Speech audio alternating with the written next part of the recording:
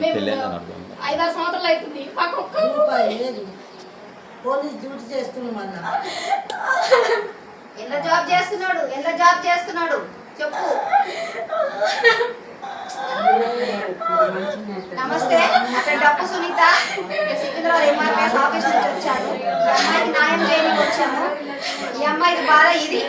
ఒక police department లో work చేసుకుంటూ కన్న బిడ్డని కట్టుకున్న పెళ్ళాన్ని వదిలేసి మళ్ళీ ఒక దాంతో సంబంధం పెట్టుకొని ఒక బాబుని కానీ మరి ఇక్కడ నివసిస్తున్నాడు. ఇది మహబూబ్ నగర్ జిల్లా. ఇది నేను ఇక్కడ దాకా వచ్చాను. ఈ అమ్మాయిది ఇంత ఘనం ఉంది. ఈ ఆడవాళ్ళ మొగోళ్ళకి ఏం రోగాలు వస్తున్నాయి? మళ్ళా ఇట్లా మోసం చేస్తే ఏమొస్తుంది? ఏమైనా పోయే కాలం మరి ఈ చెత్త నా కొడుకులకి మరి ఉన్నతమైన ఉద్యోగంలో ఉన్నాడు కదా ఈ చెత్త నా కొడుకు. మరి ఇంక జాబ్ ఎట్లా ఇచ్చిర్రు? మరి గవర్నమెంట్ ఎట్లున్నాడు? గింత అధ్వానం, గింత అన్యాయమా? పెళ్ళానికి విడాకులు ఇవ్వకుండా పెళ్ళాన్ని తీసుకుపోయా అమ్మా నిలబడిరా నిలబడు.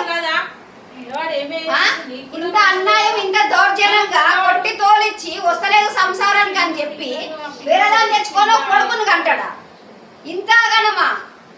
ఈ చెత్త నా కొడుకుకి ఇంతగానం ఎవడిచ్చిండు? మరి ఇట్లా అధికారంలో ఉండి ఇట్లా తప్పు చేయమని చెప్తురా?